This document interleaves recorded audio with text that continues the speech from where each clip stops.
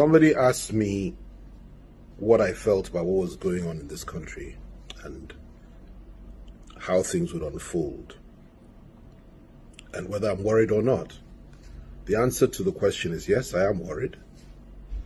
And let me tell you what I believe is happening. There are four major forces in this country today. I'll call them four horns. Two are in the southwest. One is in the east. And the fourth one is Buhari, and he represents the north.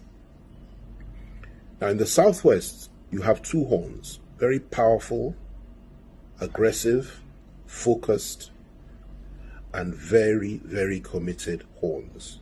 In the persons of Gani Adams, who is the Ààrẹ Ọ̀nà Kakanfò, and the other is Sunday Igboho, who, by any standard, is the hero of millions. Exceptionally tough young man. Now, these two forces, they represent the heart, soul, and mind and spirit of the Yoruba people. They cannot be stopped. They're not politicians. They cannot be intimidated. They cannot be threatened. They're extremely focused, and both of them, if sufficiently provoked, the kind of mass following they have, their readiness to die for their cause, they're extremely dangerous. Thankfully, they're good men, and men that simply want a fair deal in a wider Nigeria for our people. Also men that are committed to the cause of Oduduwa Republic once it is clear that there can be no fair deal in a wider Nigeria. They're totally committed to that. In fact, they're simply waiting for the integrationists to offer a better deal. Outside of that, they're leaving. And when they decide to go, it would take a war to stop them. And they have the hearts of the people. In the east, you have Nnamdi Kanu. I know him, exceptionally tough, very courageous, and he has a massive following. Absolutely massive. I call him the third horn. I call him the Tiger of the East. Exceptionally tough man and inspirational. And if there is to be an election in the East or in Biafra tomorrow, he would win hands down. He has the hearts, minds, and souls of the people, and he's fighting for his people. Then you go up north, and you go, before I get to the president, you go to the Middle Belt. There's a man who's a good friend of mine. He was at Oxford. Brilliant man, Obadiah Malafia. Obadiah is not a freedom fighter as such. He's not a man that is committed to any form of violence. But he's a man of ideas, and his ideas are explosive, extremely inspirational. He's very focused. He's a brilliant intellectual, and his ideas and his intellectual contributions are more powerful than bombs, because he has ignited the sense of awareness of the people of the Middle Belt, the Christian minorities, particularly the northern minorities, particularly the Christians. And he is voicing their opinions and holding their corner and fighting their corner more than anybody else in the history of the Middle Belt, as far as I'm concerned. He's extremely, extremely focused. And he represents, in my view, the fourth horn. And it's a very positive horn, very strong horn, and it represents a hope for the people of the Middle Belt. Then, of course, you have President Buhari himself, who I believe is the fifth horn. So rather than four, there are five horns. President Buhari and those that are with him, that support him, are also very focused and committed to doing what they're doing. And some of them understand the situation and are ready to adapt. Others are not. But that group collectively represents a very powerful force that cannot be underestimated. Within that camp, there are various groups. I mean, I won't go into that now. Some are more liberal and more moderate than others. But by and large, these are President Buhari's loyalists and his people. Now, these 4 or 5 horns are the ones that hold the destiny of our country. If they conflict, and if there can be no compromise between them at any point in time, and if we do not agree on a formula to avoid war in this country, if you cannot somehow assuage the feelings and persuade the Igbohos, the Adamses, and those behind them to try to be a little bit more understanding about what's going on and try to reach out to them in peace and in love and try to build that bridge, it would be a very dangerous situation we're entering into. The same with Nnamdi Kanu, and the same that the people that Obadiah represents in the Middle Belt. And that's all left to the forces that hold the state, that is Buhari's government and Buhari's people. Now what I have said so far may have lost most people, because it's really not for the less discerning and people that cannot think deeply. It's very profound what I've said, but they say a word is enough for the wise. The dumb may not understand it simply because they're not wise, but the wise will understand what I'm saying. And in a nutshell, what I'm saying is this: politicians may act and behave as if really nothing is happening and that things are in order and that we're moving towards 2023, and they are totally and completely besotted and obsessed with who will become president tomorrow, or at least in a couple of years. But what they fail to appreciate is that in 2 years' time, there may not be a Nigeria left if things go on as they're going now. And I kid you not, I'm very, very close to many, many politicians in this country. I've been involved for many, many years. And I have never seen this level of ethnic nationalism being expressed and being exhibited amongst the Yoruba people and amongst the Igbo people and amongst the people of the Middle Belt as I have today.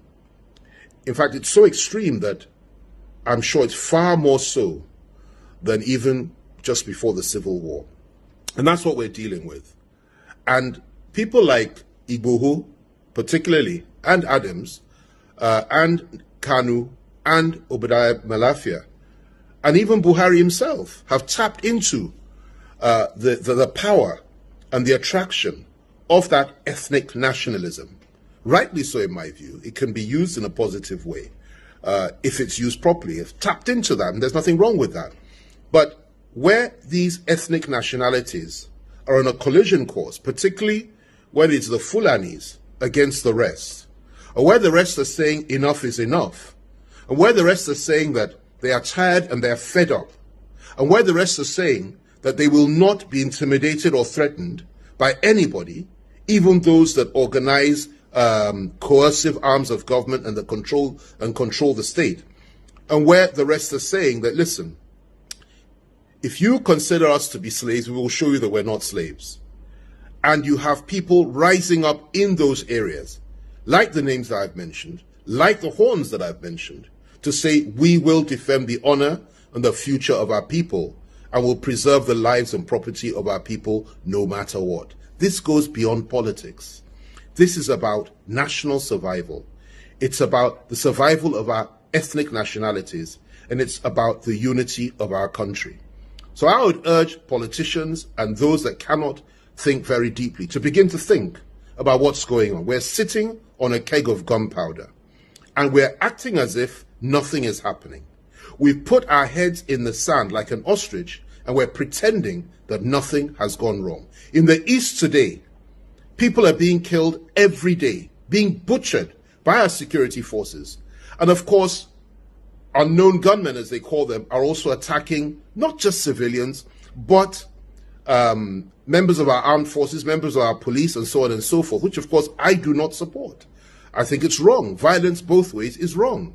And two wrongs do not make a right. So what's going on there is unbelievable.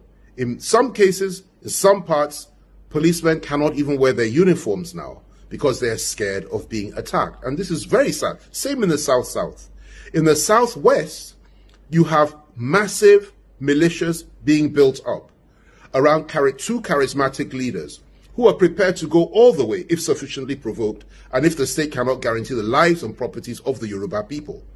And let me tell you, it is only because the elders of the Southwest have been holding them back and chanting restructuring as a way out. That is why the West has been a little bit restrained. This will not last for much longer. The people there are fired up and they want their own country, and you can't wish it away. The Middle Belters have been completely suppressed, subjugated, oppressed, cheated, and belittled for so many, many years now, far more than any other group in this country. They are also seeking for emancipation. They also want a way out. And that is ably reflected by the activities and words of a man like Obadiah Malaifa, like I said earlier. And then, of course, you have the core North itself, represented mainly by President Buhari and those that think like him. Not all are extreme. Some are not. And thankfully, those that are not so extreme are the ones we can reach out to and talk to. But those that are, have no place in Nigeria anymore as far as I'm concerned, and really ought to consider going back to Chad, Niger Republic, wherever they come from, and resettle there.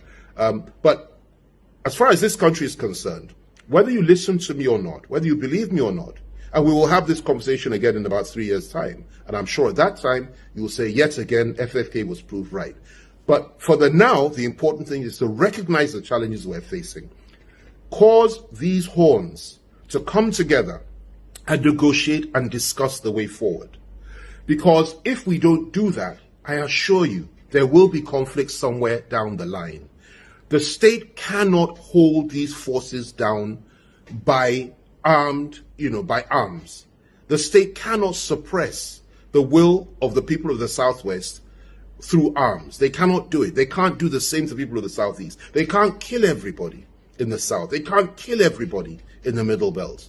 And they cannot kill everybody amongst those in the core North that also want to change. What we need to do is to establish the fact that it is important for us to sit down and talk as nationalists and see if there's a way out of this and negotiate this thing to a point that everybody is comfortable, whether through restructuring or whatever it is. What we mustn't do is continue to act as if we don't need to talk to each other and act as if nothing will change, nothing will happen, doesn't matter how many people are killed, that the state can hold the line. The state cannot hold the line in a conflict like this. It's only a question of time. It's only a question of time. And the most important thing to recognize also is this. There are men of goodwill on all sides. We may disagree on Oduduwa, Biafra, Nigeria, or even an amalgamation of the 4 zones, the Middle Belt, the South-South, the Southeast, and Southwest coming together to form one country, and the core North going its separate way. Or we may have 5 or 6 separate countries at the end of it all. Or we may believe in an integrated Nigeria, which is restructured, we continue as one. It doesn't matter what you think. It doesn't matter what you feel. It doesn't matter where you stand on the way forward. What matters is that we must have peace. We must have dialogue. We must have understanding. And we must stop this idea that you can kill all those that are opposed to you and that you can wipe them off the face of the earth and crush the opposition and crush those that do not agree with you. This cannot work.